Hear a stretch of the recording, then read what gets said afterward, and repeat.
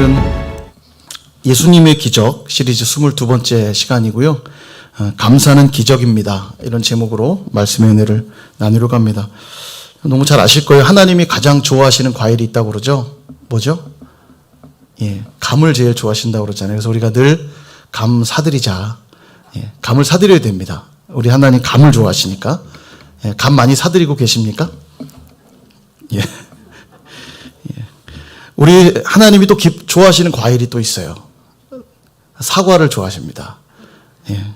용서를 구하고 회개하는 것을 기뻐하세요. 늘 주님께 사과드리시길 바랍니다. 그리고 또 좋아하시는 과일이 있습니다. 예. 두리안을 좋아하세요. 두리 하나. 예. 이쯤 되면 이제 어거지 유모죠. 어거지. 예. 예. 감사 얘기를 좀 하려고 이야기를 꺼낸 건데요. 우리 하나님은 감사를 정말 좋아하십니다. 얼마나 좋아하시냐면 시편 50편 23절 우리 이 말씀 같이 한번 읽어볼까요? 시작. 감사로 제사를 드리는 자가 나를 영화롭게 하나니 그의 행위를 옳게 하는 자에게 내가 하나님의 구원을 보이리라. 아멘. 예, 이 감사가 어디까지 이어지냐면 구원의 문제까지 이어진다고 말씀하시잖아요. 하나님을 영화롭게 하는 행위가 감사인데 말씀을 잘 보세요. 그게 옳은 행위래요. 행위를 옳게 하는 자에게 구원을 보이는데 어떤 행위가 옳은 거냐? 감사하는 것. 이 감사가 옳은 행위라고 말씀하시잖아요. 그렇게 감사하는 자에게 내가 구원을 보이겠다 약속을 하십니다. 저와 여러분이 구원받은 백성이십니까? 그럼 뭐가 꼭 있어야 되죠? 감사가 있어야 돼요. 그러니까 구원받은 백성이라고 하면서 그 삶에 감사가 없다. 늘 불평과 원망이 넘친다. 그러면 구원관을 점검하셔야 됩니다. 구원받은 백성이 아닐 수 있어요. 우리가 잘 아는 오늘 10명의 나병 환자 등장하잖아요. 오늘 이 10명의 나병 환자가 모두 다 병고침을 받습니다. 얼마나 큰 은혜입니까? 나병은 당시에 불치병으로 인식이 됐고 저주받은 병으로 인식이 됐는데 이 고침을 받았다고 그러면 얼마나 큰 은혜예요. 근데 병고침을 다 받았지만 단 한 사람만 돌아와서 감사를 고백하잖아요. 그리고 그에게만 예수님이 내 믿음이 너를 구원하였다고 선포해 주세요. 구원을 선포하십니다. 감사한 자에게만 구원이 선포되고 있어요. 시편 50편 23절의 말씀이 정확하지 않습니까? 감사로 하나님을 영화롭게 한 자, 그에게 구원을 보이시는 거예요. 그래서 여러분 감사는 무조건 옳습니다. 감사하는 일은 무조건 옳아요. 여러분 믿으시길 바랍니다. 예.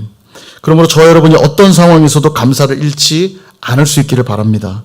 근데 보면 우리가 맨날 죽겠다고 하는 게 너무 입에 뱉잖아요. 그죠? 좋아도 죽고 기뻐도 죽고 늘 그냥 죽겠네. 예. 죽겠네가 아니라 죽게 있네. 예. 죽게 있네로 바뀌어요. 죽게 있네. 예. 힘들어도 죽게 있네. 죽겠네가 아니라 죽게 있네. 예. 예. 그래서 우리는 늘 감사의 고백이 있어야 돼요. 안 돼도 감사. 실패해도 감사. 힘들어도 감사. 오죽하면 우리 찬양 불렀잖아요. 장미꽃 가시에도 감사할 수 있어야 돼요. 여러분 왜 안 되고 실패하고 힘들어도 감사해야 될까요? 감사만이 그 어려운 상황을 돌파하는 열쇠이기 때문입니다. 열쇠로 열어야 들어가잖아요. 안 된다 생각되는 그 상황을 돌파하는 열쇠는 우리 신앙인들에게는 감사가 그 열쇠예요. 그러니까 안 되니까 감사하라고 하는 이유도 안 되니까 더 감사해야 돼요. 그 문제를 돌파해야 되니까. 그죠?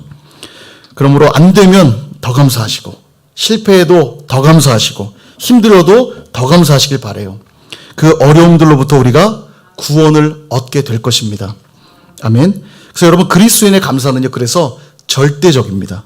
그리고 선제적이에요. 세상 사람들도요. 이 상대적인 감사가 다 있어요. 예를 들어 남들에게 없는 게 내가 있을 때 감사합니다. 신앙과 상관없이 감사해요. 남들보다 더 잘 됐을 때도 감사해요. 그죠? 이건 상대적인 감사예요. 그 사람이 없음으로 비교해서 오는 감사. 근데 성경에서 말하는 감사는 그런 감사는 아닙니다. 절대적인 감사예요. 그보다 훨씬 높은 차원의 감사예요. 도저히 감사할 수 있는 상황이 아닌데 감사하는 거죠. 그래서 절대적이에요. 분명히 잘 안 됐는데 세상 사람들은 거기서 감사의 내용을 찾을 수가 없는데 신앙인들은 잘 안 된 상황에도 감사해요. 절대적이라는 거예요. 또 하나는 선제적입니다. 그러니까 세상 사람들도 뭔가를 받고 나면 감사하고요. 어떤 문제가 해결되면 감사해요. 근데 그리스도인의 감사는 이보다 훨씬 높은 차원의 감사입니다. 아직도 끝나지 않았고, 아직도 그 상황이 해결되지 않았는데, 또 아직도 받지 않았는데, 먼저 감사해요. 그래서 선제적입니다. 그리스도인의 감사는 그래서 절대적이고 선제적입니다. 여러분 그런 감사하고 계십니까? 절대적이고 선제적인 감사. 감사의 이유가 상황과 조건에 있지 않기 때문에 그리스도인들은 감사할 수 있는 거예요. 우리의 감사의 내용이 어디 있습니까? 그 환경이나 조건에 있지 않고 어디에 있어요? 우리의 감사의 내용은? 바로 모든 상황을 인도하시는, 모든 걸 공급하시는 그 하나님께 있기 때문에 상황이 여전히 어려운데도 하나님 바라보며 감사할 수 있는 거예요. 하나님의 뜻이 있겠구나. 하나님의 선하신 인도하심이 있겠구나. 그 기대함 속에 절대적이고 선제적인 감사가 있는 거예요. 그들에게 하나님 뭘 베푸신다고요?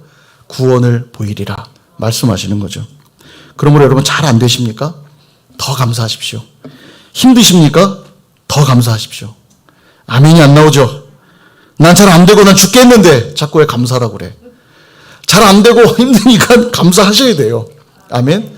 옆에 계신 분에게 당당하게 힘있게 더 감사하십시오. 권면해 주십시오. 좀 감사 안 하게 생겼으면 더 세게 얘기해 주세요.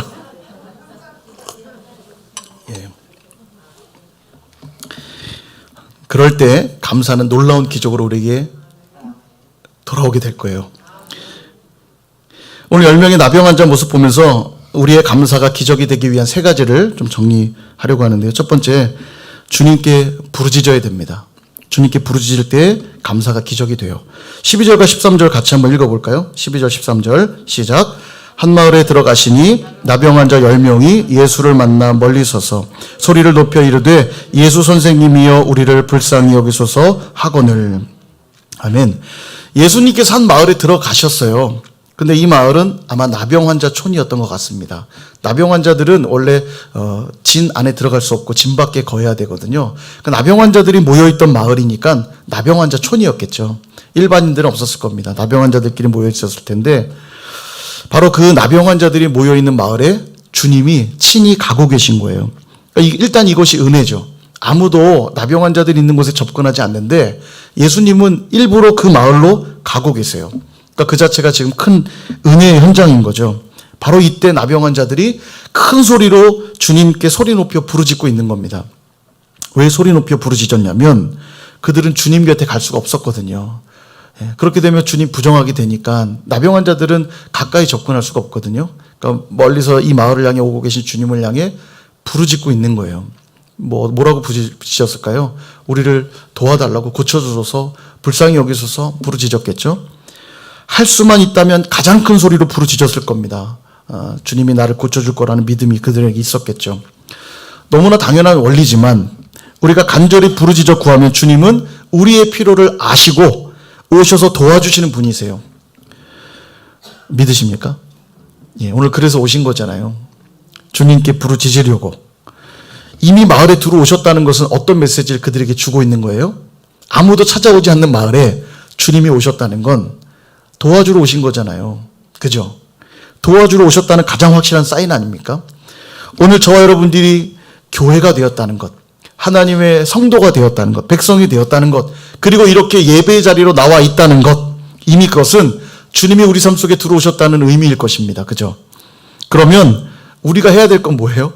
그 주님께, 우리를 도와주시려고 찾아오신 그 주님께 소리 높여 부르짖는 일입니다. 그렇게 하라고 우리를 찾아오신 거예요. 그 절박함과 그 간절함을 확인하고 싶어 하시는 주님께 우리가 해야 될 일이라곤 부르짖는 일뿐인 거죠. 여러분 그거 어려우세요? 주님께 부르짖어 도움을 요청하는 일 어려우십니까? 물에 한번 빠져보십시오.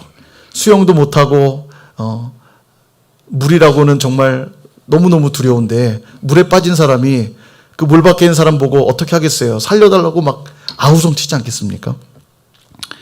우리의 모습이 그래야 될 것이에요. 주님이 날 도와주시기 위해 찾아오셨잖아요. 그 주님을 향해 날 좀 도와달라고. 여러분 구하지 않고 주시면 안 됩니까? 꼭 구해야만 주십니까? 물론 구하지 않고도 주님은 주실 수 있어요. 우리의 필요를 다 아시잖아요. 주실 수 있어요. 그러나 구하지 않고 주면요. 참 사람은 죄인이라 자기가 잘한 줄 알아요. 자기가 잘해서 얻은 줄 알아요. 그러니까 주님이 구하기를 기다리세요. 구하라고 말씀하세요. 이미 주려고 다 작정하셨는데 그래도 구할 때까지 기다리세요. 구하지 않으면 안 주려고 그러시는 게 아니고 그렇게 함으로써 하나님께 은혜를 입었다는 것 알게 하시려고, 겸손하게 하시려고 그렇게 기다리세요. 주시려고 이렇게 하는데 안 구하면 되게 서운하지 않나요? 자녀에게 선물 다 준비해놓고 너 혹시 그거 필요해? 그럼 나 그거 너무 갖고 싶어요. 이러면 그래? 내가 줄까? 이제 이렇게 하는 거잖아요. 다 준비해놓고 너 그거 안 필요해? 안 필요한데요? 필요 없는데요? 이러면 분명히 그가 필요한 거 아는데 필요 없는데요? 뭐 없으면 말죠. 되게 서운하지 않겠어요? 우리 주님이 그러실 것 같아요. 우리에게 필요한 걸 다 준비해놓고 계시고, 물론 언제 주시는지 때는 다를 수 있습니다. 그러나 주님이 우리에게 꼭 필요한 거는 반드시 주시거든요. 반드시 주시는데 뭘 기다리시냐면 구하기를 기다리세요. 그러므로 여러분 이 밤에 우리의 간절한 간구를 주님께 올려드릴 수 있기를 바랍니다. 여러분 삶에 있는 그 소원들 오늘 간절히 부르짖어 구해보세요. 에레미야 33장 2절과 3절에 보면 이렇게 말씀하시는데 같이 한번 읽어볼까요? 시작. 이를 행하시는 여호와, 그것을 만들며 성취하시는 여호와, 그의 이름을 여호와라 하는 이가 이와 같이 이르시도다. 너는 내게 부르짖으라. 내가 내게 응답하겠고 내가 알지 못하는 크고 은밀한 일을 내게 보이리라. 아멘. 우리 너무 잘하는 이 말씀 보면요, 부르짖어 구하기만 하면 이를 행하시고 만들며 성취하시는 그분께서 응답하실 뿐만 아니라 은밀한 일까지도 보이시겠대요. 그걸 약속하고 계신 겁니다. 구하는 것이 조건으로 등장하고 있는 게 아니고요, 결과로서 등장하고 있는 거예요. 그러니까 구해야만 줄 거야 라기보다는 줄 건데 구하라는 거예요. 그러니까 결과로서 요구하고 계신 거예요. 구하면 응답한다는 것과 응답할 거니까 구해, 이거는 조금 다르다는 거죠. 그러므로 간절히 구하는 자에게 감사의 기적이 일어나게 될 줄로 믿습니다. 두 번째는요, 14절 보면 주님 말씀에 따라 순종해야 될 걸 얘기하시는데 우리 같이 한번 14절도 읽어보겠습니다. 시작.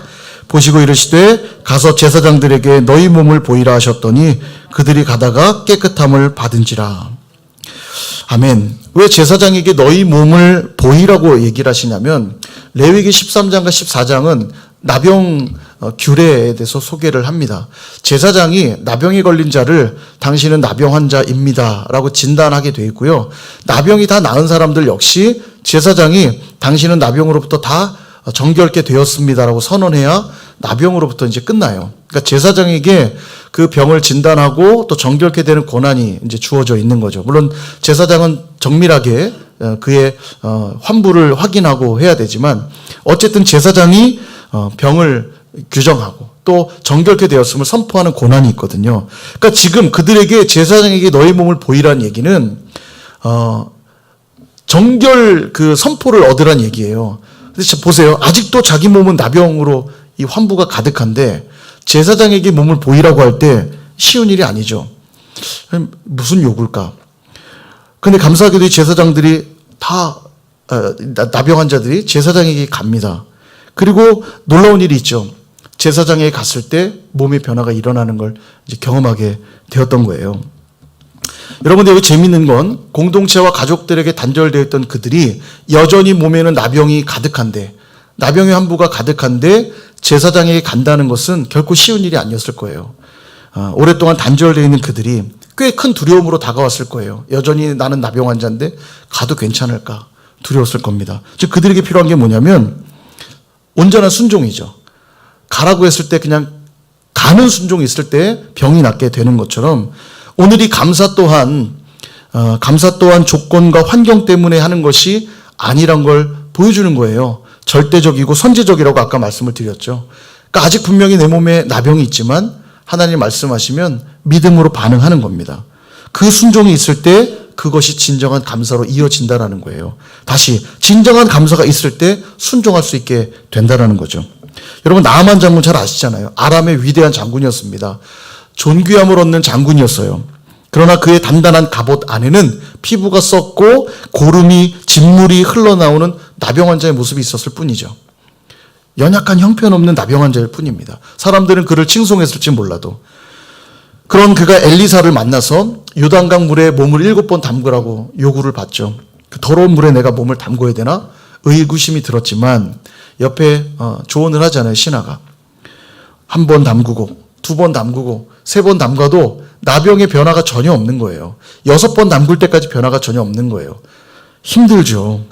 조금씩 나았는 게 보여야 희망을 갖고 7번 담글 텐데 변화가 없어요. 그러나 7번째 몸을 담글 그때에 흰 아주 깨끗한 피부로 바뀌어진 것을 보게 됩니다. 여러분, 이것이 성경의 늘 원리예요. 7번 담그는 온전한 순종이 있을 때 나병이 낫게 되죠. 여호수아와 백성들이 가나안을 들어갈 때 요단강을 건넜던 모습도 여러분 기억을 해보세요. 홍해 때는 쫙 갈라놓고 건너라 했기 때문에 어려운 일이 없었는데 요단강은 그렇지가 않았어요. 더군다나 곡식 거두는 시기여서 물이 넘쳐났다고 기록하거든요. 이 넘쳐나는 물을 어떻게 건널 것인가, 이제 건너라고 요구하세요. 법궤를 든 제사장들이 요단강에 발을 들여놓는 순간, 그 순간 요단강이 갈라졌다고 기록하고 있죠. 그러니까 믿음으로 내딛는 그 순종이 있을 때에만 되었던 것입니다. 건너가 여리고성을 마주할 때도 동일했어요. 여리고성 마주할 때도 하루에 한 바퀴씩 돌고 7째 날 되는 날은 7바퀴를 도는 그때에도 7바퀴를 돌았을 때까지도 성벽에 돌 하나도 떨어지지 않았어요. 아무런 변화가 없는 거예요. 여러분, 이 정도 되면 시험 들지 않겠어요? 뭔가 좀 무너지는 기미가 보여야 야, 좀만 더 힘내자 할 텐데 변화가 없는 거예요. 끝까지 순종하는 믿음을 요구하시는 거죠. 맨 마지막 큰 소리로 나팔 소리와 함께 크게 외칠 때 여리고성이 완전히 무너져 내렸던 것을 성경은 말하고 있죠. 이게 성경의 중요한 원리입니다. 순종할 때 기적을 체험하게 되는 거죠. 순종한다는 가장 확실한 증거가 뭐냐면 감사로 드러나는 겁니다. 보세요. 상황은 감사할 수 없는데 감사하라고 했을 때 감사할 수 있습니까? 누구만 감사할 수 있겠어요? 순종하는 자만 감사할 수 있는 거죠. 감사할 수 없는데 감사라고 했으니까 순종하는 믿음 있는 자만 감사합니다 고백하게 되는 거죠. 그들에게만 기적의 역사가 일어나는 겁니다. 그래서 그리스도인의 감사는 다시 한번 강조하지만 절대적이고 선제적이에요. 상황만 보면, 조건만 보면 도저히 감사할 수가 없는데 예, 주님 감사합니다. 순종하는 믿음이 있는 자만 감사하는 거예요. 그리고 그렇게 절대적이고 선제적인 감사가 있는 자들에게 기적이 경험되는 겁니다. 이게 성경의 중요한 원리인 거죠. 여전히 내 상황 달라지지 않았고 여전히 문제는 해결되지 않았는데 주님이 말씀하셨고 주님이 내게 감동 주셨고 주님이 약속하셨으니까 감사하는 거예요. 감사의 조건이 상황과 어떤 여건에 있는 게 아니고 우리 주님께 있기 때문에 감사할 수 있는 거예요. 아멘. 예. 무슨 말인지 이해가 안 돼서 아멘 안 하시는 거예요? 아니면 잘 안 풀리고 달라지지 않은데도 감사하면서 화가 나신 거예요? 그러신 거 아니죠? 예. 저도 어려운 일이 없을 겁니다. 이렇게 말하는 설교를 하고 싶어요. 근데 오늘 본문이 그렇게 가르치잖아요. 상황이 어려울지라도 힘들지라도 감사할 때 그 감사가 기적이고 감사할 때 또한 기적이 일어난다. 우리에게 말씀하고 있는 거예요. 꼭 기억하시길 바라고요. 마지막 3번째입니다. 주님께 나와 엎드릴 때 그 감사는 기적으로 체험되는데 15절과 16절을 우리 같이 한번 읽어보겠습니다. 시작. 그 중에 한 사람이 자기가 나은 것을 보고 큰 소리로 하나님께 영광을 돌리며 돌아와 예수의 발 아래 엎드리어 감사하니 그는 사마리아 사람이라. 아멘. 10명이 모두 나병에서 나음을 입었는데 다 돌아가고요. 한 사람만 예수님께 돌아와 감사를 표현하고 있어요. 어떤 마음 드세요? 어떻게 이 엄청난 질병을 고침받고도 그냥 돌아갈 수 있을까? 그 9명이 황당하게 보이지 않으세요? 그죠? 저는 이 말씀 볼 때마다 그 생각 들어요. 너무한다. 야, 적어도 좀 감사한다는 고백은 드리고 가야 되지 않나? 근데 사람이 참 화장실 들어갈 때 다르고 나올 때 달라요. 들어갈 땐 그렇게 간절하고 그렇게 애절해도 나올 때는 언제 그랬냐는 듯이 유유히 나오잖아요. 그들만 그럴 거란 생각이 들지만 솔직하게 우리 들여다보세요 한번. 우리도 이 나병 환자들과 비슷하지 않습니까? 작은 일에도 여러분 감사하며 살고 있지 않다면요. 작은 일에도 감사하며 살고 있지 않다면 우리도 그들과 별반 다르지 않다고 말할 수 있어요. 왜냐하면 우리가 살아가는 모든 삶이 하나님의 은혜로 이루어져 있거든요. 그러니까 작은 일에도 내가 감사하고 있지 못하다면 이 나병 환자와 우리는 별반 다르지 않을 겁니다. 여러분 호흡하는 거 여러분 마음껏 하고 계십니까? 하나님이 우리에게 호흡할 수 있는 공기도 주시고 호흡할 수 있는 우리의 신체 기관들 건강하게 호흡할 수 있게 해주신 것도 하나님 은혜잖아요. 우리의 심장이 이 몇십 년을 쿵쾅쿵쾅 뛴다는 게 전 너무 신기해요. 자동차도 아무리 잘 만들어도 몇십 년 타기 쉽지 않거든요. 인간의 지혜, 집약체라 말하는 저 자동차도 아무리 똑똑한 인간이 만들어도 몇십 년 못 굴리는데 70년, 80년, 100년까지도 심장이 툭툭툭 뛴다는 게 전 너무 신기한 것 같아요. 여러분이 심장 뛰는데 뭐 보태준 거 있습니까? 예, 음식을 잘 먹은 거 뭐 이런 거 있겠지만 하나님이 그 심장을 뛰게 하시니까 뛰는 거 아니에요? 오늘 밤에도 하나님이 그 심장을 뛰게 하시지 않으면 우리는 다 주님 부르심에 응해야 되는 연약한 존재들이잖아요. 근데도 우리의 심장이 내가 명령 한 번 한 적 없고 관리 한 번 한 적 없어도 우리 심장이 툭툭툭툭 뛰고 있다는 게 이거 얼마나 신기한 일이에요. 여러분 하나님의 은혜로 사는 증거를 찾아보라면 너무 많아요. 우리 몸에 일어나는 그 항상성, 피가 났을 때 지혈되는 기능이 있지 않으면 우리 죽어요. 피가 계속 나서. 여러분이 피 멈추게 하는 능력이 있으십니까? 뭐 붕대를 감으면 멈추나요? 지혈되는 기능이 있기 때문에 붕대도 감으니까 멈추는 거예요. 의사처럼 교만하신 분들이 없죠. 자기가 고치듯. 근데 그 몸에 뭐 피가 멈추고 살이 붙고 또 응고가 되고 이런 어떤 하나님이 이루시는 그 역사들이 있으니까 의사도 의사로서의 기능을 하는 거지 뭐 의사가 생명을 어떻게 할 수 있나요? 우리가 살아가는 모든 삶이 하나의 은혜예요. 살아갈 집이 있고 오늘도 먹을 것이 있고 오늘도 입으로 오시는 우리 유장로님 늘 그 고백하세요. 먹을 게 있고 살 곳이 있고 입을 게 있으면 다 된 거 아닙니까? 유장로님 이 고백할 때마다 제가 아멘 하게 돼요. 아멘. 정말 아멘이잖아요. 그래서 예수님 말씀하세요. 무엇을 먹을까? 무엇을 입을까? 무엇을 마실까? 염려하지 말라. 이는 다 이방인들이나 구하는 것이다. 하나님 백성들이 이런 거 염려 안 해도 돼. 다 입혀줄 거고 다 먹여줄 거고 살게 해줄 거니까 염려하지 좀 말아라. 염려하지 않아야 된다면 뭐 해야 돼요? 감사해야 되죠. 염려하지 않는다면 감사해야죠. 오늘도 살 집이 있어 감사. 먹을 것이 있어서 감사. 오늘 저녁에도 예배 후에 먹을 것을 드립니다. 우리 선역교회는 감사가 넘쳐야 돼요. 예배 때마다 먹을 거 주는 교회 없어요. 제가 볼 땐. 주일학교도 아니고 계속 먹을 걸. 오늘도 아주 맛있는 먹을 것들이 나가는데요. 괜히 얘기했나? 먹을 거 생각에 배도 고픈데 말씀이 잘 들어오다가 뭘 줄까? 네, 이런 생각 좀 이따 하시고 드릴 테니까요. 근데도 우리 모습은 너무 냉소적이지 않습니까? 국가가 나한테 해준 게 뭐가 있어? 이 사회가 나한테 해준 게 뭐가 있어? 자녀들, 부모가 나한테 해준 게 뭐가 있어? 너무 냉소적이지 않습니까? 우리의 태도와 모습들이. 심지어는 내가 그렇게 주님을 위해 열심히 섬겼거늘 하나님이 나한테 해주신 게 뭐가 있어? 그런 모습들도 우리 안에 있지 않나요? 이 정도까지 갔다면 말 다 한 거죠. 여러분 감사하지 못하고 있다면 9명의 나병 환자 우리는 별반 다르지 않을 것입니다. 결국 돌아와 감사한 그 사마리아인 한 사람에게만 구원이 선포되고 있다는 사실을 꼭 기억하실 수 있기를 바라요. 그래서 진정한 축복의 완성은 감사라고 말할 수 있는 겁니다. 감사할 때 축복이 완성되는 거예요. 그러니까 자꾸 감사하라고 말씀하는 거죠. 어렵고 힘들 때에도 여러분 감사하십시오. 힘들고 막혀있을 때에도 감사하십시오. 말씀하고 있는 거예요. 하나님 앞에 감사를 표현하는 행위가 무엇입니까? 오늘 이 사마리아 여인은 엎드려 주님 앞에 엎드려 절하는 것으로 드러나고 있어요. 예배하고 기도하고 말씀 붙들며 주님만 나의 전부입니다 하는 이 신앙 고백이 감사하는 자의 마땅한 반응일 것이에요. 오늘도 우리가 예배하는 가장 궁극적인 이유가 있다면 우리 인생의 문제들을 주님께 아뢰려고 온 것이지만 더 궁극적인 이유가 있다면 하나님 날 구원하셨기 때문에 마땅히 하나님께 올려드려야 될 영광을 올려드리는 것이 너무너무 당연하기에 그 감사의 고백으로 나오는 것이 여야만 합니다. 오늘 내가 기도하는 이유도, 오늘도 내가 섬기는 이유도, 오늘도 내가 말씀 묵상하는 이유도 주님만이 나의 삶의 기초요, 전부요, 모든 것이라는 고백이 있기 때문에 그 감사의 고백이 있으니까 예배하고 기도하고 말씀 보고 섬기고 헌신하는 거죠. 그죠? 그의 나라와 그 일을 위해서 왜 몸을 드리고 마음을 드리고 물질을 드리죠? 감사의 고백이 있으니까 다 감사로 표현되는 행위들 아닙니까? 그러니까 이건 되게 아이러니예요. 열심히 헌신했는데 불평하면서 헌신한다. 뭔가 문제가 있는 겁니다. 실은 감사하기 때문에 헌신하는 거예요. 은혜가 너무 커서.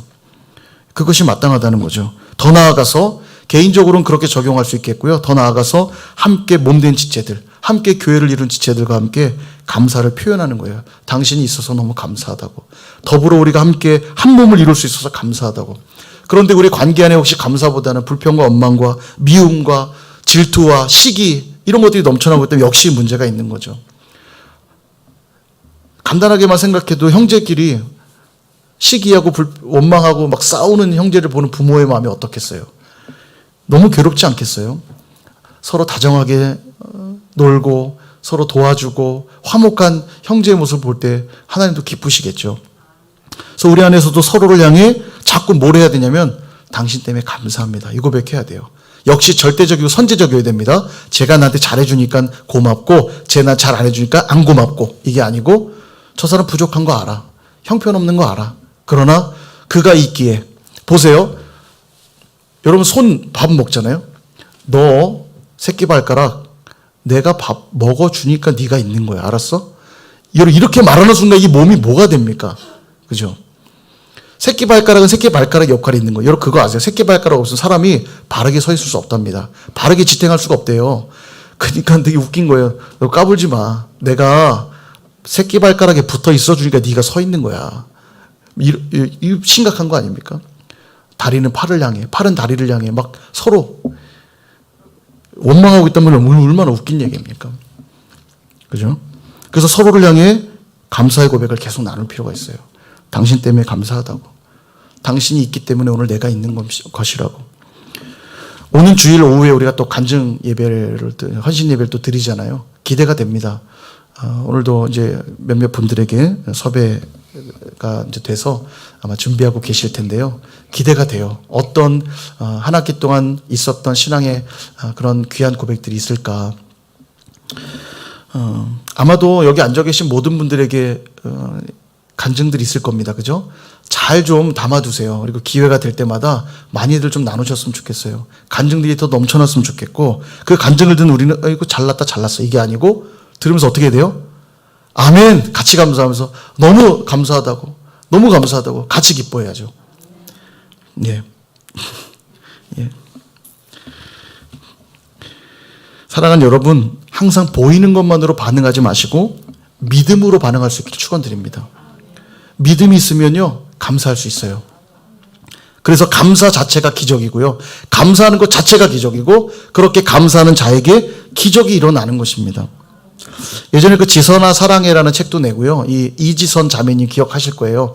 2000년도에 이분이 간증 집회도 되게 많이 다니셨는데 이지선 자매님이 2000년도에 23살 나이에 이화여대생이었는데 아주 잘 나가는 예쁘고 또 똑똑한 그런 자매님이죠. 근데 오빠와 함께 차를 타고 가다가 교통사고가 났고 그것도 음주운전 하는 사람의 차에 받쳐가지고 불이 붙고 이제 차 사고가 심각하게 난 거예요. 3도 화상을 입고는 완전히 그 화상 때문에 생명을 건지긴 건졌는데 얼굴이 엉망이 된 거죠. 막 화상으로 수술을 총 45번 했대요. 그러니까 그 수술한 고통도 되게 컸을 것 같고 그렇게 얼굴이 망가진 자기 얼굴을 보면서 여러분 이 자매님의 얼굴이 그렇게 됐을 때는 그 충격이 얼마나 크겠습니까? 그죠? 그렇게 흉측한 모습으로 바뀌게 된 자신의 삶에 도저히 이해할 수 없는 그 상황에도 그가 신앙의 힘으로 이것들을 다 이겨내거든요. 그 귀한 간증들 해 나가는데 나중에는 이제 미국에 가서 사회복지사 이제 박사 학위도 받으시고 한국에 돌아 지금은 한동대 교수로 활동하고 계시는데 이분이 그 얘기하는 거예요. 어떻게 이겨냈는가? 이전에는요 하나님 신앙생활 하긴 했는데 하나님의 은혜에 대한 감사가 전혀 없었답니다. 근데 그 사고를 경험한 이후에 그가 작은 것에도 감사하기 시작했대요. 그 한 예로 온몸이 다 이렇게 불에 타가지고 눈썹이고 머리고 이제 다 날아갔잖아요. 근데 어느 날 이렇게 세수하다가 만지는데 눈썹이 이렇게 자라나는 걸 본 거예요. 눈썹을 만지는데 너무 그게 감사더래요. 눈썹이 나는 걸 보면서. 그러면서 이제 깨닫는 거죠. 이전에는 감사가 전혀 없었는데 이 상황을 겪으면서 작은 것에 감사하기 시작했다는 거예요. 그러면서 그 삶이 그렇게 바뀌어졌다는 간증들을 하면서 또 감사하고 또 감사하고 또 감사하게 됐다는 그의 고백을 듣게 됩니다. 그러면서 뭐라고까지 말하면 예전의 모습으로 이젠 돌아가고 싶지 않대요. 예전에 그러니까 멀쩡했던 사고 나기 이전의 모습으로 돌아가고 싶지 않대요. 감사가 없었던 그 시절. 하나님의 은혜를 모르던 그 시절로 돌아가고 싶지 않다고 말할 정도입니다. 사고를 당했다고 말하지 않고 자기는 사고를 만났다고 말한대요.